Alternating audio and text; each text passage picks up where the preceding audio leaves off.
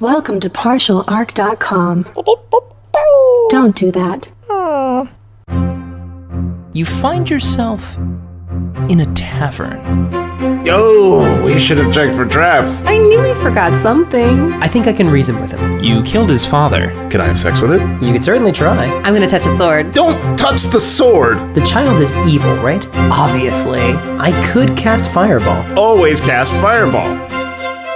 All right, roll for it. Welcome to Friday Night Quests. I'm your host and dungeon master, Jay Jones. This week, we're bringing you the aftermath for our adventure with Eke Darville, from Marvel's Jessica Jones and the Defenders. First, we'll talk to Eke about his first time playing D&D and about all the amazing song titles he came up with. Then, Mike and I will talk about the design of this adventure. So without further ado, let's get to the game. All right, guys. Well, congrats. I like that. I like that we didn't have to fight something bad at the end. Yeah, that was a really nice. nice. We almost did. We don't usually always have to do it. It's a bloodbath. Yeah, right. Yeah, it's usually murder at the very end. Such bloody. No, it was a nice, peaceful resolution. Yeah. Except that thing is still whirling around down there. Oh yeah, no, we got It's shit fine. to fight later. It's fine. But But hey, Izzy, that was a great speech, by the way, that you did with the angel. that I was wasn't gonna- really thank nicely you. done. Nice work. If only my persuasion was a bit better. Nice work, dude. But thank you. You got advantage out of it. That's a good. I just hope that maybe when we need Hey, who did you end up fucking?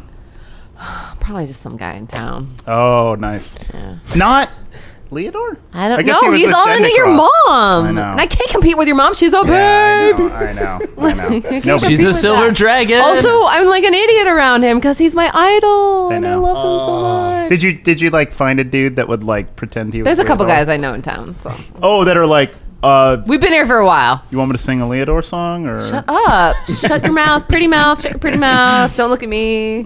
Don't look at me. Don't look at me. So you just peg them and leave?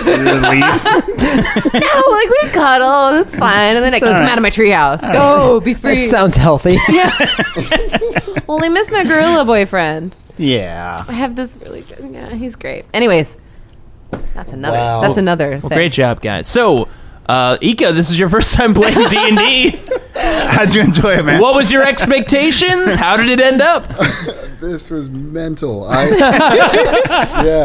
had no idea what to expect. I didn't really come in expecting anything, and it was tons of fun. And kind of weird.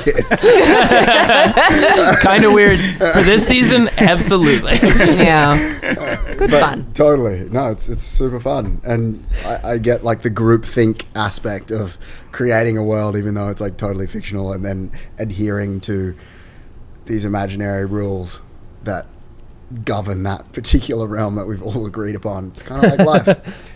Yeah. Yeah. Yeah. D&D is like life. Yeah.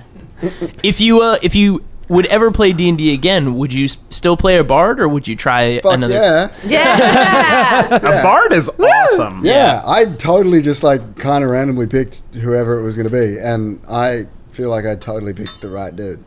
It was- You also saved our ass like multiple times. Yeah, there were some clutch moments in there. Spells, yeah. What was your favorite spell? Either one that you used or one that you didn't get to use? Because you have like a mountain of cards I do. of spells. I've got so many spells. Your Speak with Dead was pretty rad. That Yeah. was actually a really valuable Speak That was with so, Dead. none of us can do that, by the way. Huh, Yeah. Cool. Well, yes. I would have to resurrect them to talk to them. And then re-kill them. and then kill them again. Yeah. Because of course. Yeah, I mean, we're just trying to speak with the dead.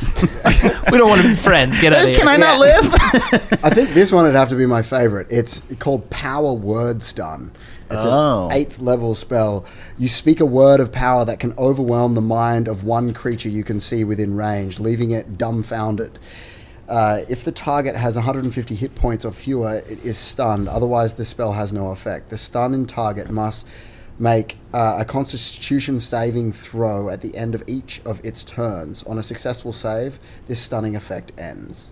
So you basically just entrance something. Well, Yeah. I like that it's like a single word kapow. He doesn't have Yeah. to do shit. He doesn't. It's just It's like you found the word. It's Like just- there's a yeah. word that does this, and you. Oh know my God, it's Yeah. Martha. Seriously. You got the Martha card. Why did you say that name?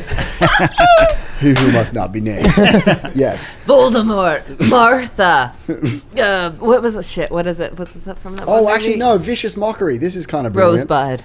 This is kind of like you unleash a sting of assaults laced with subtle enchantments at a creature that you can see within range, and if the target can hear you, though it needs to not understand you, it must succeed on a wisdom saving throw to take 1d4 psychic damage and have disadvantage of the next attack roll.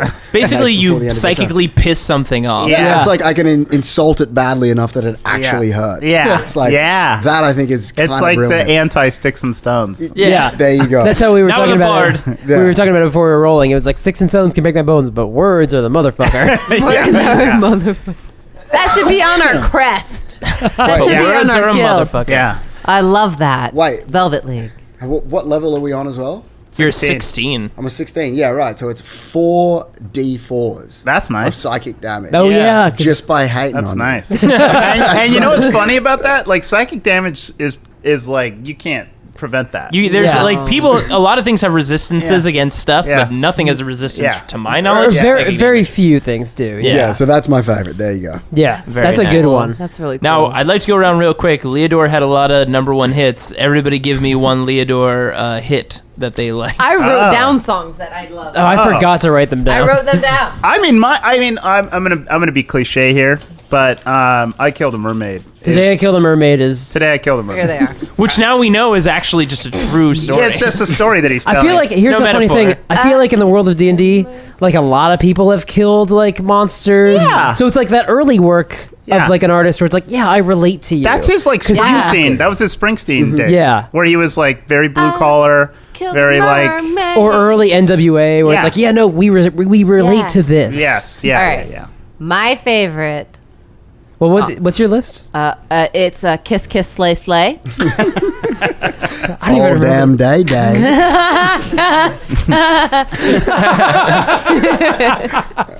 I wrote. I got a little lucid here. It's Love Me Baby Dragon. Oh, that's a good one. That's a good one. That's Nice. a power And ballad. the other one is Bind This. Oh, that's a good Those one. are my faves. They're all on the same album Love too. Me Baby Dragon. Good song. Love Me Baby Dragon. It's very poppy. Yeah, it's a pop song. Yeah. Yeah. I've got 10 lashings of a wizard's sash. That's when on the next album. Oh, that's a good That's song. that's a good title. Ike's just a machine for these things. Yeah. Being a bard was the correct choice. Yeah. Your skills would have been wasted on like a paladin. Yeah. Yeah. What about you, Mike? What's your favorite? Yeah, it's got to be the Today I Killed a Mermaid because I was like, all right, here we go. It's a good one. These are awesome. Wow. All right, right. guys. Well, thanks for playing. Eka, thanks for coming and joining Thanks, and Eka. playing with us. Absolute pleasure, guys. Thank you. All right, everybody. Bye. Bye. Non-violent resolutions. For once. Friday Quest recorded on a Sunday. They almost always are.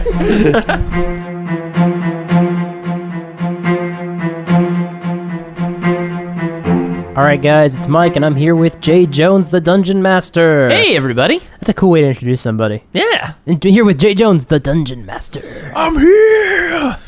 And we are talking about season 15 Yeah. with our sensational guest, Eke Darville. He was fantastic. It That was- guy is great. So much fun. to And have. also, I believe he is, von Lichtenstein, like, in his own life. He is Leodore All the by time. another name. I think that is fair to say. He was a blast, and I'm really, really glad. We've been talking about having him on the show for a while, and it's just been tricky with scheduling because he's a working actor. Yeah. And he's on some shows that we like a Shows lot. and stuff. He's going to be on Jessica Jones, can you let him off set for a few days? We just want to do a D&D to borrow campaign. him, yeah, real quick. Oh, no? That's not a thing that you're going to do? All right, bye. He's going to be in the Defenders, which is Yeah. really cool. Very exciting. But yeah, it was a lot of fun to have him on. And he did something which I think was really funny. And I think we alluded to this during the recording, but here's basically how he picked his spells. He went through and he sorted out, because bards have a lot of spells you can have by level 15. Oh, yeah. And he sorted out the ones he didn't want, and he kind of put all the others that he did want in a pile. And then he shuffled out the number of spells that his character knew, and just sort of took those. These look good. All right, let's do it. And then he was just like, oh man, what, I had a spell like that, which is why there's a couple times Yeah, in the there's a episode. few times in the show where he's like, oh, crap, I could have done that as well. And he's like, and there's somewhere he's like, oh, I thought I had that one, but like, It just is not the one that he grabbed. Nope, not one randomly. of the ones you picked up. That is the thing about this show, is that now that we're such high levels and we have people on who have never played D&D before. It's a very overwhelming, because like at lower levels, you're like, here's the 4 things that you know. It's like, perfect. At higher levels, it's like, here's the entire Rolodex of shit that you can do. And bards, too, are so versatile. Like, there's so much that they are able to do, and so many things you can do with that character. You can be more combat-based. You can be more support class. You can be more of a spellcaster, more of a, like, wizard, essentially. Oh, yeah. It just depends on how you want to play the character. It supports all of them. Which, for his case, like, I found as the adventure was going on, he was playing it more like a detective. Yeah. He was, like, figuring all the crap out that you guys were like, no, just stab it. That'll solve the problem. I remember, like, the very first scene when you guys were fighting, when all the crazy stuff was going down in the... not the tavern, but more or less the venue. He was up on stage just trying to decipher what's going on with the little salamander guys. Comprehend languages. Comprehend languages. Yeah. Trying to figure out, like, who is Imix and, like, what's happening here. And you guys were like, I know, kill him. But I just found, and, like, even later on with, you know, figuring out what was going on with Jigyuhor and, you know, delving into the past and conflicts that he's had with his other brothers. I was very intrigued by how that went down and just how he kind of took on that more investigative role and everything. Yeah. And it sort of played out throughout the game. I mean, when we got to Mount Celestia, he was comprehending languages and trying to read things and decipher things. And he also was just rolling better than we were on a lot of stuff, because bards are really good at a lot of stuff. You know, They are, bards have jack of all trades, which just immediately makes all of their skills a little bit better. And so it was funny, because like a couple times you'd be like, oh yeah, just roll like an intelligence check, and I was like, oh, by the way, you add 2 because you're a bard. And I'm sorry that like I don't have time to explain all the behind the scenes math of bards to Eka. They just know a lot of stuff. But it says you're really good at stuff, so here's the thing that you do. Because, you know, it's that whole logic of that they're singing songs and hearing tales of all these things more than other people are. They're spending their time backstage hearing the 3 people go before them sing about a different demon that they heard somebody slayed once. And they're also, you know, travelers. I mean, it's true in general that the more we know, the more likely we are to know other cool things. Exactly. You know, the more we've been through. You're not going to say, oh yeah, you're a level 2 character. You might know all about this vampire curse or whatever, but when you're like level 16 or whatever and you've been around the block a few times. Like, yeah, you've heard about a couple vampire curses at that point. For sure. And then bards especially, like that is their deal. That's their trade, is trading in stories and secrets, and because they're going to an audience, and think about it, if you're going from town to town, you're trying to tell, you might have like your core story, kind of like a comedian might have their core set that they tell from town to town, but they're probably traveling back through those towns multiple times. They got to have new stories, they got to have more exciting stories, and people want to hear something they don't know. So they got to really dig into those like old lore and old tales of like what's really going to wow them, and they might find about some vampire curses, or that Imix is an evil prince of fire darkness in the fire elemental plane. The Prince of Evil Fire. Yep. Pretty rad station to have. We are going to dive into a lot of the things that you just touched on. The first being the venue, the Silver Spirits, had a very specific influence. Did it have a silver... Now, that may not be obvious to a lot of people. It might not. So, but it's just particularly for you and I. It is very, very much taken off of the Aeolian from the Name of the Wind. And, of course, Wise Man's Fear, and whenever that 3rd book is going to come out. We're talking about the King Killer Chronicles books by Patrick Rothfuss, which, if you haven't read, are terrific. Which are wonderful. More likely like a sad virus that invades your body when you finish 2 of them and realize the 3rd one isn't out yet. Kind of like what Mike infected me with. Yes. Very sad. But basically the story in so many ways, without getting into spoiler territory, follows somebody that might eventually become like a bard. They play a lute, and they have some magical qualities about them, and a lot of scenes, very important scenes, take place in this venue, a 3-story venue called the Aeolian, where people go, and like the top musicians in this town or all around come to kind of earn their stripes in this book, kind of earn their pipes, earn their talent pipes, which actually I gave in the official art for Leodore von Lichtenstein. I gave him the talent pipes dangling from his ear. That's right. I was like, if anyone's got them, if anyone played the best show ever, it's our characters. And we both love that book series, so like any nods we can make, I mean, absolutely. Definitely. I made jokes, but you guys should read it. It's very good. No, it's very good. But basically, that's where the venue kind of came from, and because, of course, if we're going to have like a bard in the show, and you guys are going to go to a venue, it's going to be the Aeolian. Now, we knew...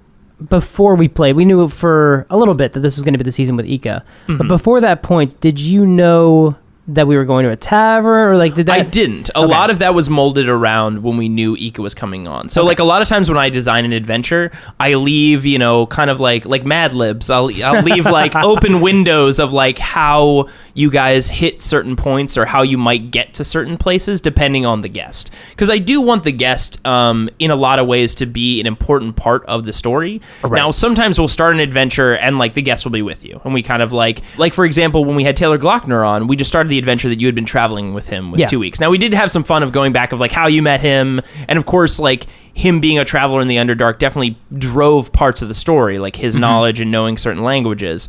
But like some adventures we just start with you guys knowing them. If we're going to have same thing, Javi as well.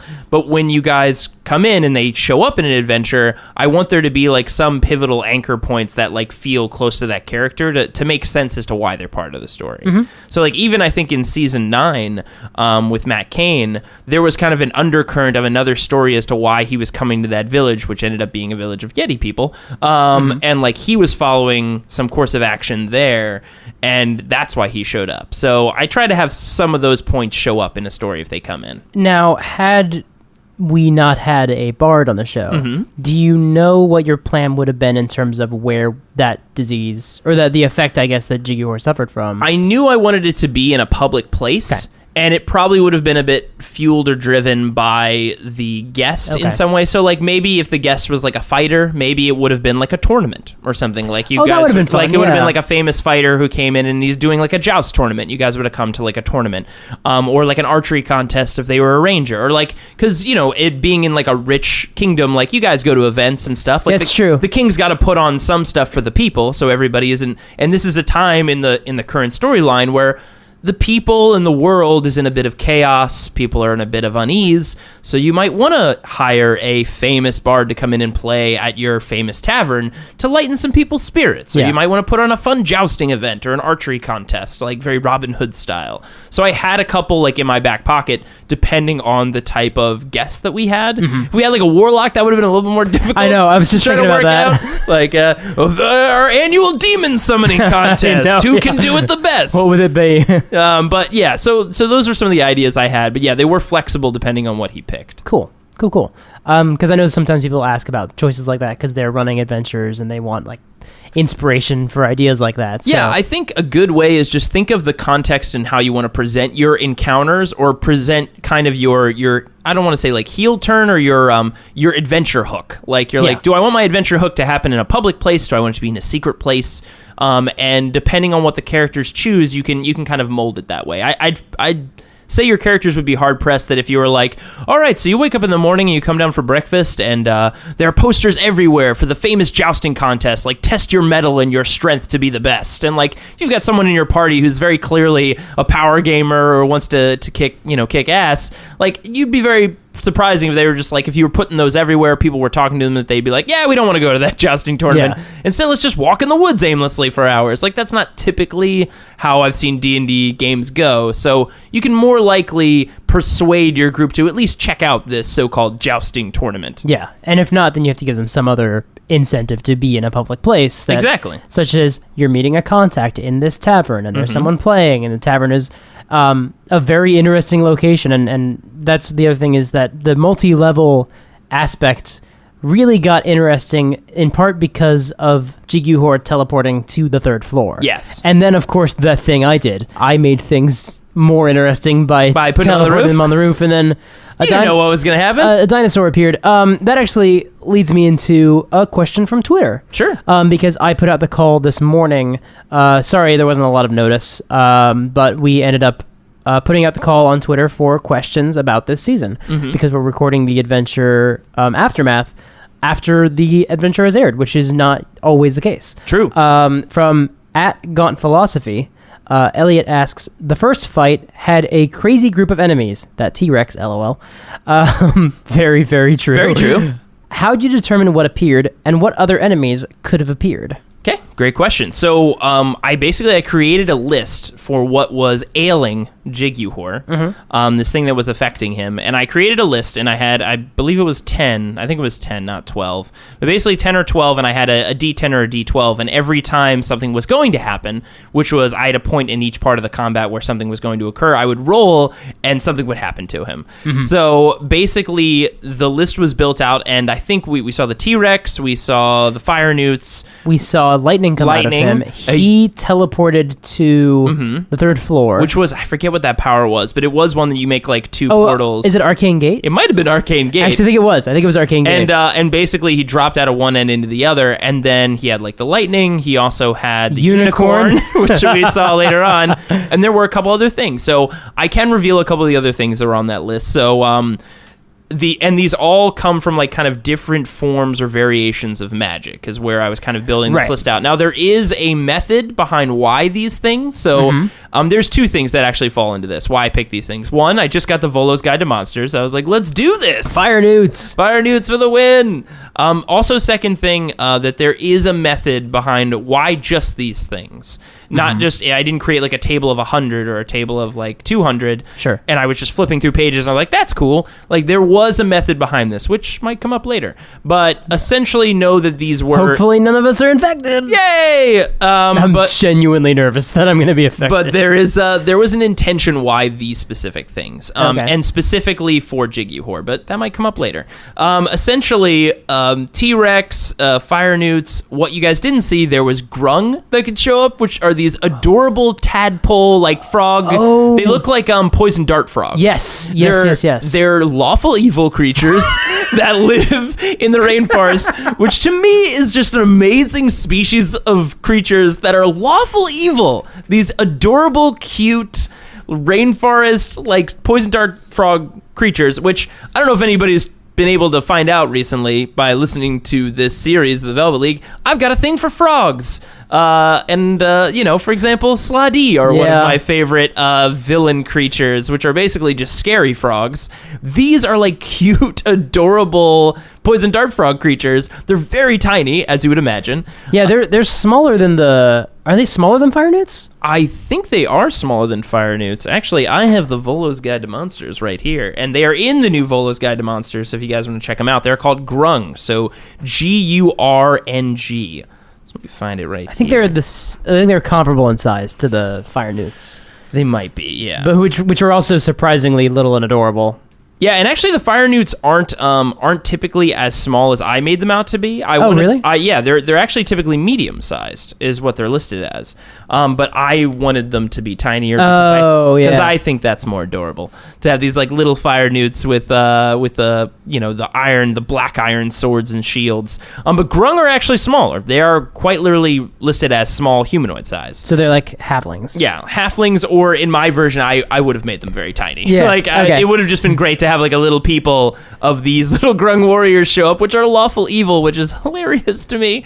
And grung are really cool because they have a hierarchy, kind of like an ordning, like the giants do, with different varying colors, which is a little bit like Sladi, who also have kind of an ordning with different varying colors, black being the highest as a death Sladi. But like grung, like the highest are like, I think someone's playing Dance Dance Revolution. I think, someone is having a party above us. It's pretty amazing. So if you hear like thunder and lightning in the background, it is the feat of someone just having a good old time. But yeah, grung was one of the ones that didn't show up, which would have been quite a few of them, like a nice mix and match of them, as well as cranium rats. So these rats are cool. It would have been a swarm of cranium rats. So a whole bunch of them. And again, the intention of all of these encounters is like when you think at the fire newts and the grung. And a cranium rat for our listeners. Oh yeah, cranium rats. Let me talk about it. And they may show up someday, so let's keep it, That's true. Vague. But cranium rats basically look like they're regular sized rats, but they have where the top of their head is, it looks like it's carved out and you can see like a brain inside, like peeking out of the skin, and it like illuminates and glistens and a little bit of electricity coming off of them. And basically they move with some additional intelligence than you'd think rats would have. And we can leave it there. But cranium rats are really cool. They're like that kid on the Tick. Yeah. But basically, they have some really cool, unique properties to them, and a whole swarm of them is really fun to deal with for everybody. But basically, as you can tell from these list of creatures, is that they weren't really like, I wasn't gonna drop a bone devil, like another bone devil. Even the guys have fought a bone devil, but like wasn't gonna drop like a bone devil or like a basically just a Tarrasque basically on you guys or something like that, or like a beholder, like something like truly terrifying. I wanted this encounter to feel more like I wanted it to feel like a sickness in and of its way. I wanted to feel like you were out of control, discombobulated, you didn't have full range of what was happening. And having a variety of these creatures certainly added to that. And, a T-Rex is always fun. And I was really hoping I was going to roll that. And it could have been the first one I rolled, but it ended up being at a perfect place when you brought him to the roof. And then I was like, well, a T-Rex is going to appear in midair. Oh, that's going to be really bad for that roof. So when it began, we got hit by lightning, and then the fire newts appeared. Was that part scripted? No. Okay. So I will say the only part that was scripted was the portal. The portal was scripted, like him falling through the portal. Oh, okay. Because I did want to create some tension in the scene. Like, because if it was like, if you guys had quickly figured out that, which it was pretty apparent that this was coming from Jiggy Horror. Yes. But if someone had quickly just been like, oh, just knock him out, like that would have kind of ended the encounter quickly, which is fine. If you guys had figured it out, then you figured it out. But I did want to create some distance and some tension of, hey, look, now he's on the 3rd floor and he's near other civilians and like he might cause more things to take place. Like, for example, if the Grung had appeared on that 3rd floor, that would have been pretty bad because they would have started going bug nuts against like all the people up there. And if a T-Rex had ended up on the 3rd floor, it could have ripped through the other floors. I think something happened when I teleported up to him on the 3rd floor too. I think I got hit by lightning again. I think something like that. Yeah. It was not another conjuration, but there's some sort of burst or something. Something bad happened, yeah. And I also had spells on there, like for example, Arcane Gate was something that could happen. The chain lightning or lightning bolts. Yeah. I believe it was chain lightning. It makes sense. And then also, of course, the reverse gravity one, which was I forgot about reverse gravity. That was so great. I was wondering when that was going to happen. It ended up really hurting the T-Rex when it came back down. God. But it was pretty funny. And oh that my God, amazing. I just remembered Horace got a T-Rex dropped on him. I probably should have made it a little bit more damage. The T-Rex dropped on him when it fell to the roof. The roof. That's what I know. The first time it dropped on him, it didn't drop on him the second time, but when it dropped on him, true. I was thinking back, I was like, I should have maybe made that a little bit more damage. Although, like, I was kind of going off the rules of the game. Like, it's interesting because, like, when you fight bigger foes and they slash you or cut you, they could do like 35 damage, and you're like, wow, that's a lot of damage. And then a T-Rex drops on you and he does like 25 or 30. It's like, it's hard to really balance how it is odd. It is sort of like the end of the day, it's a dice-based game, right? When we say it's this many D whatevers, and then we roll low, and it's like, I got hit by lightning. Yeah, like that was lightning. Lightning should do a little bit more, right? Like lightning should stop my heart and kill me. Like there are some liberties you have to take, and I think sometimes I have in certain adventures where like I have called out like, I know this does this much damage, but this should just kill this thing. Right. Where like, for example, in the adventure when the creatures from hell, when the devils came after you guys. Yeah, in the last season, season 14. Yeah, the last season. Essentially when you knocked the Rakshasa into the essentially that vortex. The Sphere of Annihilation. The Sphere of Annihilation.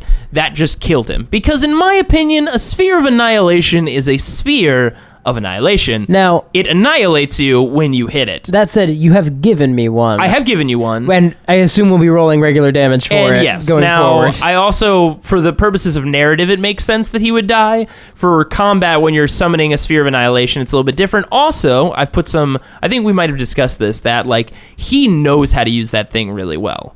Like, he knows how to create, like, a really powerful... Like, I know it's like, well, is there, like, Sphere 1, Sphere 2, Sphere 3? There isn't really that. I kind of understand it as, like, he knows how to manipulate this dark magic so well that, like, he can truly create a sphere that... I mean, that... Maximum capacity. Maximum capacity. That prison, that safe, essentially, that... has hidden those powerful items that he was trying to break into and get something out of.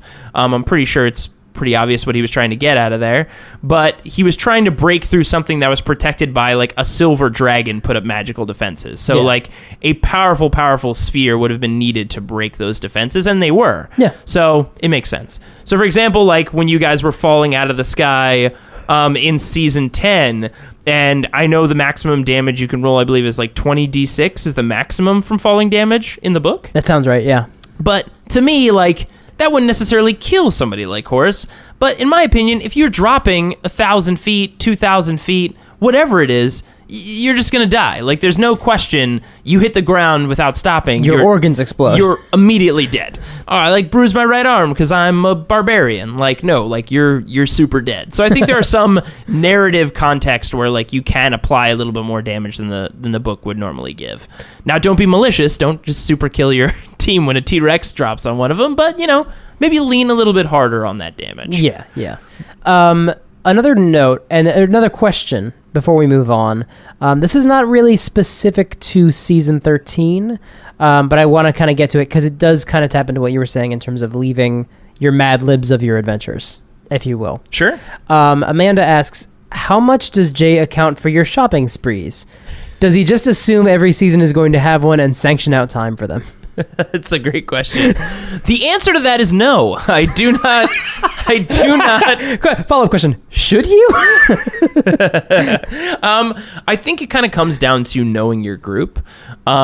We have a bit of an interesting mix with our group because we occasionally throw every time we throw a new personality into the mix every single time. It's kind of like making a food the same way every time, but being like, how about this time peppers? How about this time eggs? How about this time cake? You're just throwing in one extra ingredient, and that completely changes sometimes how the group dynamic works. Like, for example, when Taylor Glockner was on the show, he was very much taking he was direct, he was leading the group in a lot of scenes, and it changed how you guys approach certain scenarios because Taylor was a very driving force in that season. Mm-hmm. And I think that does change what the groups will do and won't they do. Now, I know at a basic level, if I give you guys a chance to shop, what you guys are going to get into, so I kind of have some understanding of that a little bit ahead of time. So I would recommend, Amanda, that you, knowing your group, if you know you're going to give them a chance to go to like a magical place where they can shop for magical goods, or if you know you're going to give them that opportunity and they're going to go for it, I'd prepare maybe some characters they can run into. I think what's most important when you get into the scenario where you have like a magical bazaar, I think the real difficult thing you can run into is where do you cut off the quality and potency of magical items in this bazaar? That's the problem I had in our most recent Adventures of Gormo. Yeah, was the question of like, how much can you realistically get, knowing that we have like a 15th, 16th level rogue or whatever she was. But even though the characters are that powerful, should they have access to that kind of level of magical equipment wherever they go? Which is why we had the sort of Oathbow wild goose chase. Yeah, because like if you're going to have an item that powerful, like it's got to be in a powerful place. Which comes back to the other aspect of this question, time management. Yeah. Yeah, you should. I think you need to be aware that you will have some of that, but you also kind of need to do what we did in Shimmer City, which is like, all right, what are you doing? What are you doing? And what are you doing? And not what is everyone shopping for, right? Comprehensively, like what is on your list? Like everyone gets a chance to peruse all the shops. It's just like, what are you looking for? Let's resolve it. Specifically, what are you give them for? one store to go into. Yeah. Which I think, like, for example, we did that in the Underdark adventure, where that was not planned. I thought you guys were going to get into this security checkpoint in this small town and locate where the city was and get to the city or find transport into the city.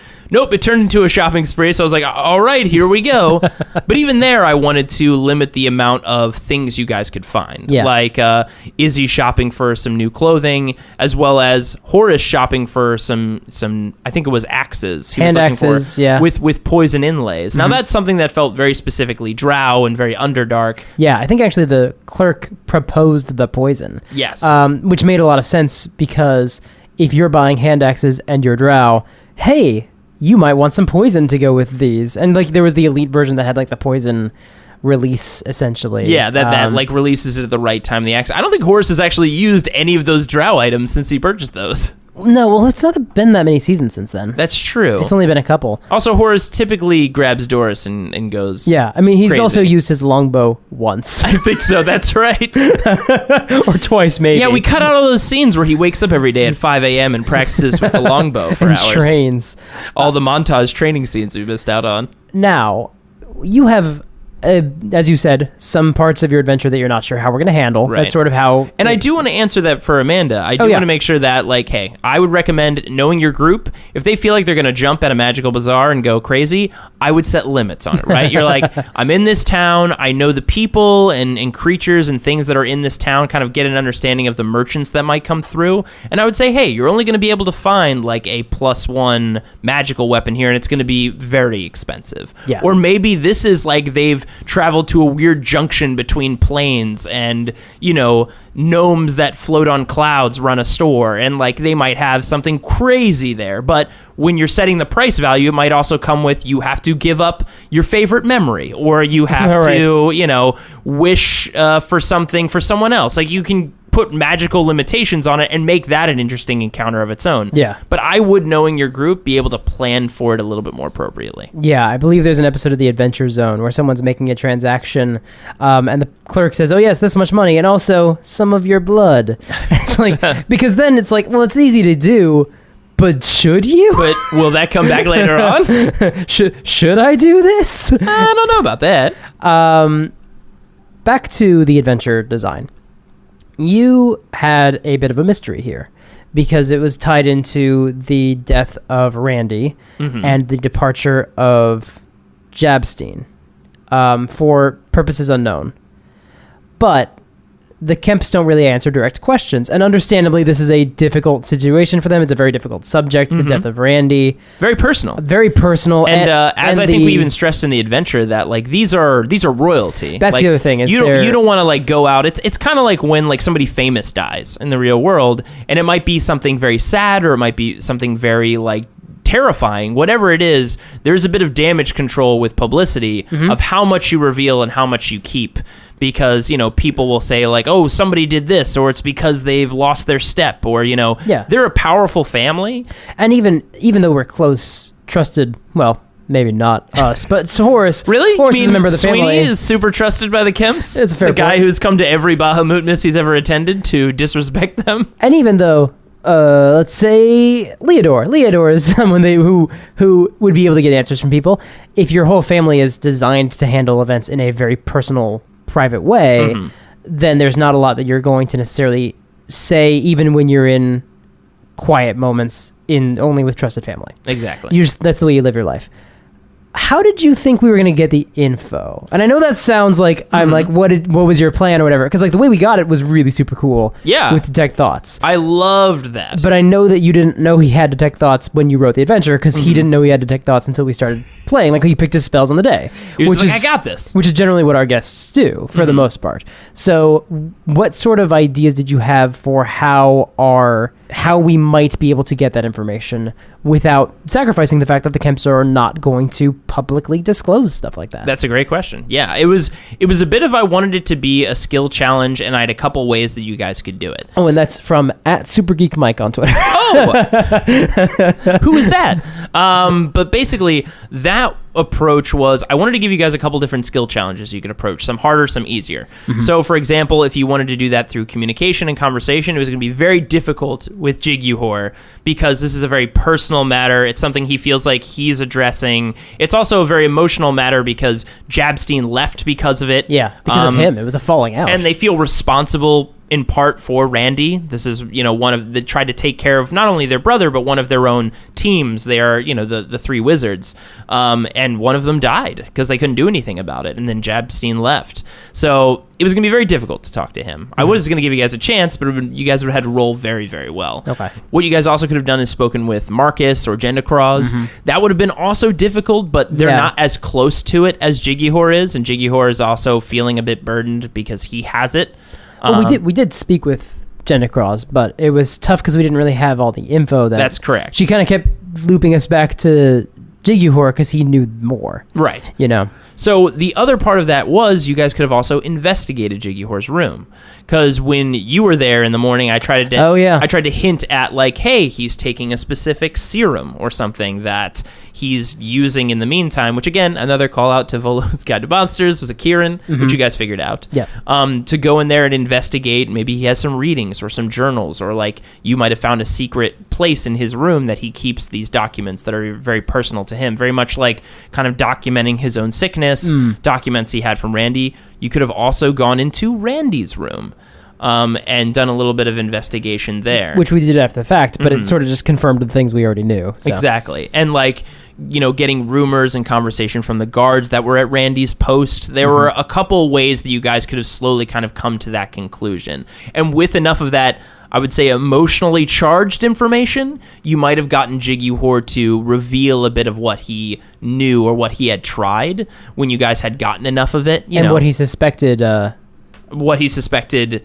It might be because it was more Jabstein suspected. Yeah, Jiggy well, Horde was the what one he that suspected disagreed with Jabstein was going to try. Exactly. Yeah. That you could have even tried to reach out to Jabstein in any way. But there were plenty of options of how you guys could have arrived at that information, and I wanted to make some easier than others. But boy, did I not expect him to do like a Sherlock Holmes detect thoughts, dig into in like his memory kind of thing. Sherlock Holmes isn't a mind reader, right? He isn't? He really, seems like he is. He does seem like it. Well, no, it was just really cool to just have him, detect thoughts, to probe deeper. And and that kind of... And not care at all about like, oh yeah, he'll know I'm in his head. I don't care. I want answers, yeah. And it was fun to have like these moments that I don't get to plan for, which is fun for a DM to just be like, oh, I can do this now. It's a black and white scene, but then it color when you dig deeper. And like, that was very fun. That was a lot of fun. And then we went to heaven. Yeah, then you guys went to heaven. A lot of stuff happened in that adventure. Yeah, we went back to... And what's really funny, though, is because... And we'll get to this in a minute.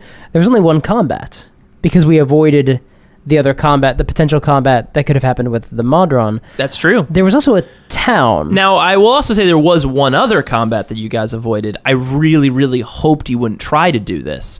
But I said that you guys needed the angel. Right. And I was really hoping you guys weren't going to try to capture an angel. Because, boy, would that not have gone well. Yeah, I think we all pretty quickly agreed that we should just try to convince the angel. But I'm sure had we not done a good job, we could have fought. He might have resisted, and there would have only been one way. And he's still alive for very specific reasons. He's much more powerful than we are. When we first got to Mount Celestia, there was a town nearby, or a sort of settlement area. I assume there was like an adventure written for that. There, you mean like specifically in the town? Like going and investigating it? Yeah. Yes. There were parts that you could have gone and investigated like what had transpired in the town. This is like essentially this town was for where the Ysabel lived. And the Ysabel are the essentially mortal people that essentially represent or work with or have been blessed by an angelic touch in some way. They're sort of like the opposite of tieflings. Exactly. Right? They're a new race in the Volo's Guide. Yeah. And that was a race that I believe had been around before. I think so. And I had been waiting for them to kind of release some stuff about them. And they were actually part of the story for a long time before the Volo's Guide came out. And I was like, oh, perfect. Strangely, this seems to line up with what I wanted to do anyway. God, awesome. How do you... I don't know how that keeps happening. But... Yeah, something else about that recently too. So and they were like the Devas in 4th edition. Exactly, that's what I was thinking of. And yeah, the Ysabel are really cool. They're a local race, and you would have been able to go in and kind of read and find out about the conflicts that they had been facing much before this very big conflict that you guys obviously missed or came late to the party of, which was the Modrones invading Mount Celestia to find a new home, essentially, which resulted in some very bad times for everybody there. Yep, and then we had the riddles. Yep. Which were not really meant to be riddles as much as just challenges of our faith, but when we didn't have a guide and when... It becomes a little bit more difficult. When everyone's dead, but the security system is still running. Yeah. And as you guys saw, like some of them, the tests had taken some damage from the brunt of the Modron attack, like when you guys were doing the steps across. Yeah. There were supposed to be other steps in between there. Yeah. But, which, because this is a test of faith and everything, but there's also, like, some athletic prowess required, and they're not going to make it insanely difficult for you. But Yeah, when you're missing jumping all 30 the feet, in-between yeah. columns, it's like, oh. But that was just, me trying to make it a little bit more difficult Well, for you yeah, guys. of course. It's that fine balancing act of DMing, and it's blending the world of this is realistic and what someone would design, and this is what a cool adventure is. Yeah. Because you kind of do need You have to blend a both. very thin Venn diagram line of Because like... you are, at the end of the day, as a DM, you are in part a storyteller. You're Yeah. telling this story together with these people. And I think it is important to, like I said, where we dropped Jiggy-Hor on the 3rd level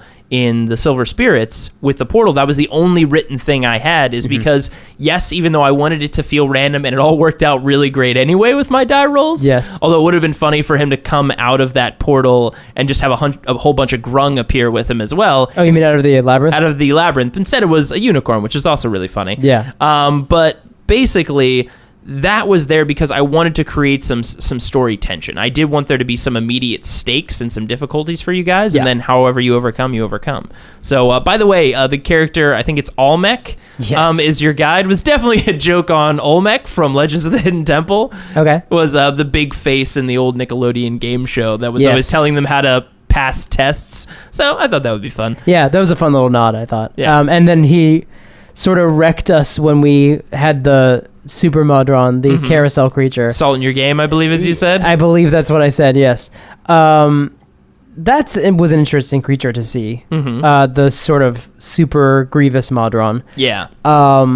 That was, I assume, a custom creation? That was a custom creation. Because in the current Monsters Guide, there's only, I believe, up to a 4-sided... 5. Or 5, yes, I and, believe. 'cause we met him. That's right. You met a 5-sided one in Season 9 who was holding the trial. But yeah, there are actually in, I believe, old D&D wikis or other guides online, like there are Modrones that go up to super, super, super high levels and sides. And these are Modrones that are like generals. These are Modrones that are like great warriors or like ambassadors and things like that. And they come in crazy, crazy sizes as they grow. So I wanted to create a very powerful Modrone that was much more of like a warrior class type of Modrone, even though the smaller ones can fight, but they're not going to be able to fight angels. And this was a Modrone that was like, hey, if these Modrones come, they're pretty bad news. I'm glad you guys didn't fight that Modrone. That would have been bad. I am, too. That was the one that survived. Yeah, that Means could have... he's probably okay. Could have hurt. And then we went and we spoke with Michael, which we discussed a bit already, was a social challenge. Which Kelly, by the way, I remember, who plays Izzy, Was amazing. had an amazing speech, just pulled it out of nowhere. Yeah. And I mean, again, it's a game of dice. It's a game of interaction. I even though she technically failed in her dice rolls, even though I gave her advantage because I thought it was such a good speech, I still added it to your guys' success in convincing him. Yes. So I still, instead of just making it a flat, yes or no, you passed or you failed, that's not how conversation works anyway. So I added it more to like you guys, in the overall conversation, if you looked at a bar between convincing and non-convincing, you were pushing it towards the convincing with that. Yeah. And then he had someone stay behind. He did. Was that something that you thought was going to happen? That was going to be an intentional piece. I wanted there to be a sacrifice of some kind. Okay. That if Michael came with you willingly, there would have to be something to give up. And that's kind of like what that whole test was before, where it's like give up your mortal possessions to pass along in this, tower and to get higher. And I believe Jeremy's the one who proposed. Yeah, he was the one. Horace suggested that someone stay behind. Which I was like, great. Yes. This bypassed my test immediately. Yes. So it was great. He offered it, and then Horace staying there led to some really funny moments at the end. Yeah, that was my last. I just have a note here. It's not even a question. I just wrote down Horace went 100% insane. Yeah.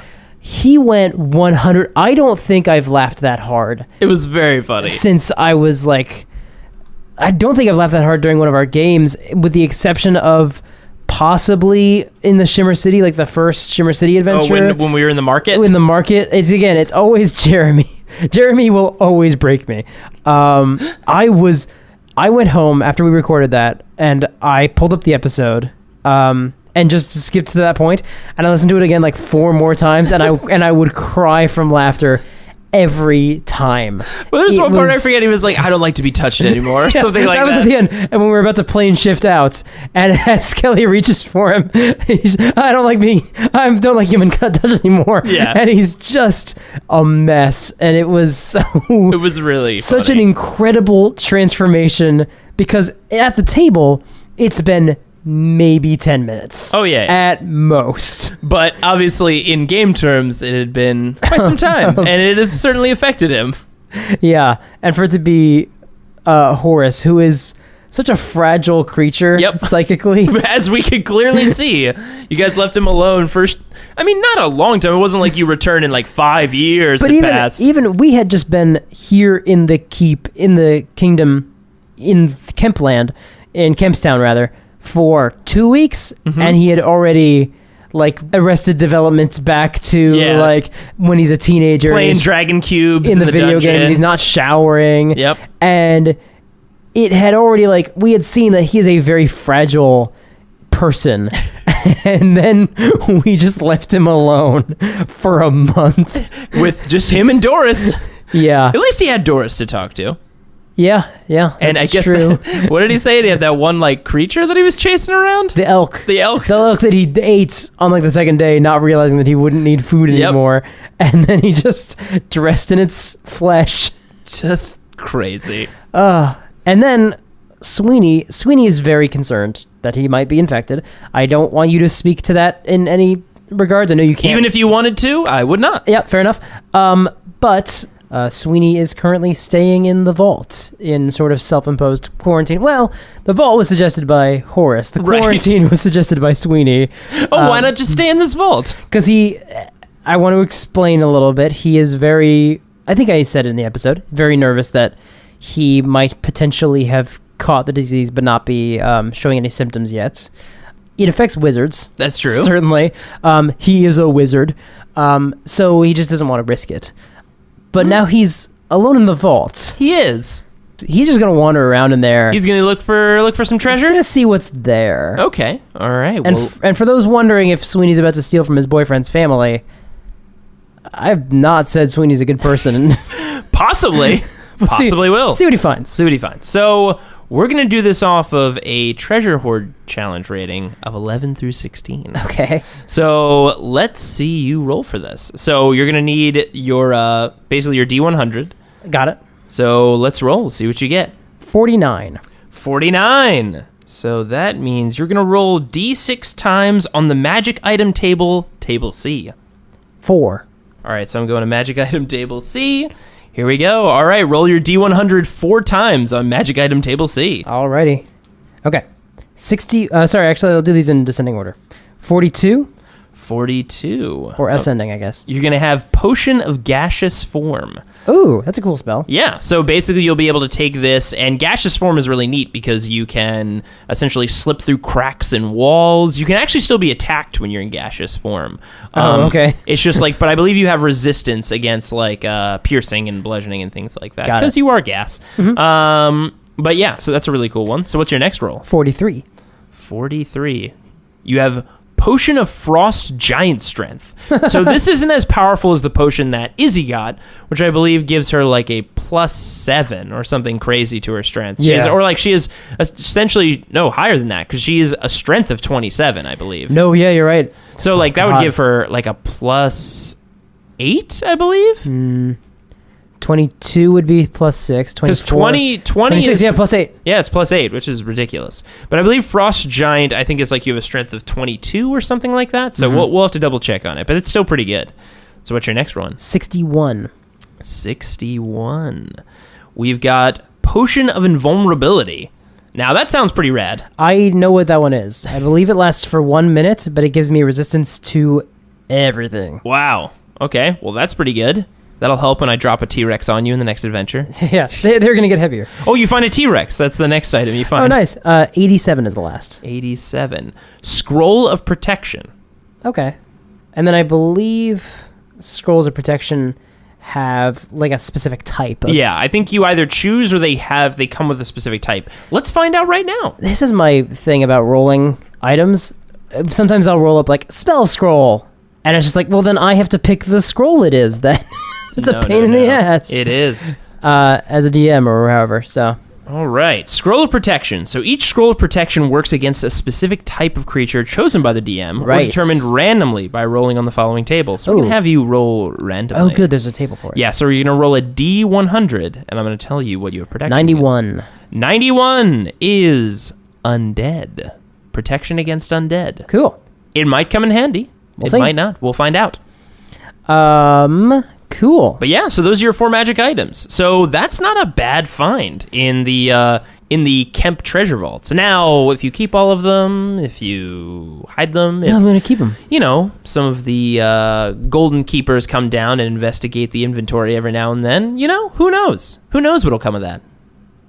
That thought has not occurred to Sweeney. Probably not. And it seems like it also hasn't occurred to Mike either. If it hasn't occurred to Mike, it hasn't occurred to Sweeney. That's how I'm going to roll that. We'll see. We are alike in our sensibilities. So, that brings us to a close for season 15. Yeah, what a wild and wacky season that was. It was pretty bonkers. No joke.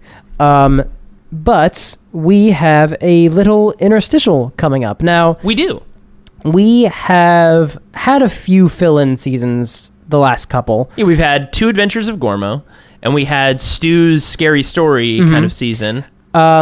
But we have something a little bit different. That's true. Coming up because, and Jay, do you want to give a little intro into this? Yeah, I can. So we have a bit of an interstitial between this and the next Velvet League adventure, and it is not a kind of slice of life like, what's Gormo up to? Or like, what's happening over here? This is actually a very pivotal story that's going to be kicking off more or less kind of the third act of the Velvet League. Think of it like the inciting incident for that third act.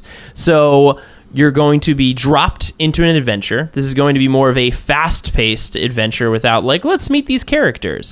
There will also be returning characters in this adventure that you haven't seen in a little while. But I can tell you they are all, and especially one of them, very, very pivotal to the story and where the story will be going. So definitely check it out. I'm very excited to see how this adventure turns out. It was a lot of fun. We've already recorded it. Yes. It was a wild, wild adventure, I can certainly say. Yes. I ran the game. That's correct. For our players, and we should just say who the players are. Yeah, let's certainly talk about it. The players, we won't reveal who they're playing. Yeah, we won't reveal who they're playing. Though you might be able to take some guesses. But I'm running a game for the producers. So it's yourself and Nick and Andrew. So, you guys are going to be running through an adventure. We've already recorded it. Jay and I had this conversation about what the next sort of step is, and I don't really know. That's the thing. I gave you just enough information for this adventure. You gave me like a little thing, like this is what needs to happen, and then I built an adventure around it. It sort of is the best way to describe that. There were like a couple of little conditional like story beats that needed to play out. And then I was kind of given free liberty to kind of design it. Yeah, and I wasn't really told what was going to be in it. We were more or less playing the game straight. Like there are certain things that my character knows about it because of what the character has done research about for this specific adventure. But more or less, Jay, had no idea what was going to come up or be encountered in said adventure. So it was very fun to have this adventure be something that's part of my overall design for the Velvet League, but then not really know what's a part of it. It was a very fun sharing of knowledge for this. So that is going to run for... It's not quite done at being edited yet, so looking at 3 or 4 episodes, not exactly sure what it's going to be. Gotcha. It ended up being a pretty dense season. Oh yeah, there was a lot that transpired there's very exciting, very scary moments, I would certainly say. So I really loved how it turned out. It'll be a fun little tonal shift before we return to the Velvet League for the next chunk of the story. Oh yeah, I'm excited to see how the adventure turned out. I think it's really going to kick it off in a very exciting way. So yes, this is very required reading, more or less you'd call it. So definitely check out this next one. It was a lot of fun. Yeah, and I think that does it for this episode. Thank you guys for listening. We will see you next time. Goodbye, everybody. Thank you so much for listening, and I'm sorry we didn't have a chance to get to more of your questions, but any questions we didn't get to will loop in for the next Aftermath episode. So please keep sending your questions to us on Twitter with the hashtag Aftermath, and we'll read them on the show. Also, a quick note about something Mike mentioned in the last episode during the game. He made a reference to there only being a few seasons left of Friday Night Quests, and we should explain what he meant and clarify. First of all, he misspoke. Friday Night Quests will continue. The show is a ton of fun and we really love doing it. The show will absolutely continue. However, as we've been hinting, the Velvet League, this adventure group, Izzy, Horace, Sweeney, their adventure, their story is starting to come to its conclusion. Not immediately, not in the next few months, but eventually, right? They are leveling up after every adventure, which means at a certain point we can't continue to challenge them in the ways that we used to, right? When they get to that level 20 and beyond with different items and weapons, at a certain point, all they can really fight for tension or fear factor are like gods and crazy super demons and ancient dragon kings and whatever those are. And at a certain point, the show will lose its tension and fun of storytelling. And we want to keep that going because we feel like that's such an intricate part of Friday Night Quests. So once the show and the party's story, I guess, comes to its natural conclusion, we are looking to do a different version of the show. That doesn't mean people will leave. It just means a different take, whether it's a reboot with a different adventuring party or a different format or something like it. But we can assure you that the spirit of the show will continue. And again, we are far, far and away from this. We'll give you a heads up and any announcements when we start to get close. But we did want to clarify on what Mike said in regards to that Friday Night Quest would be ending sometime soon, which again, it is not. We love doing this podcast and we will continue to do it. And I assure you, when the show is starting to come to its conclusion, and again, I don't mean the podcast, but I mean this adventuring party's conclusion, we will give you ample time and expectation and announcement of when that will be. So rest assured, it's not around the corner. Like I was saying, it is far, far and away, but eventually their story will conclude. And rest assured, we will have an amazing tale to follow it up, and we are really, really excited about those possibilities. But again, we are not going anywhere, and we look forward to telling some amazing, amazing stories coming up in the next few months. So stick with us. Apologies for any confusion this caused, and thank you so much for the people who reached out and said how much they like the show and that they don't want it to end. We love doing the show, and we don't want it to end either. And we love all of you who listen to the show and who reach out to us and let us know what you think. Thanks again to Eke Darville for coming on the show. You can follow him on Twitter at Eke Darville. You can also catch him on The Defenders, which premieres on Netflix on August 18th. Photos and character art can be found in the show notes on partialart.com. And while you're there, why not check out some of our other podcasts, including Roll to Seas, where myself and Andrew Dickinger discuss the absolute madness of Warhammer 40k. If you have any questions about the show, you can email us at FridayNightQuests@gmail.com. You can also follow us on Twitter, Instagram, Facebook, and Tumblr, all under the handle Partial Arc. Thanks for listening, and we'll see you on the battlefield. Yeah, I'm gonna loot the body. So, how much experience do we get? Well, now we have a skeleton army, so that's pretty neat.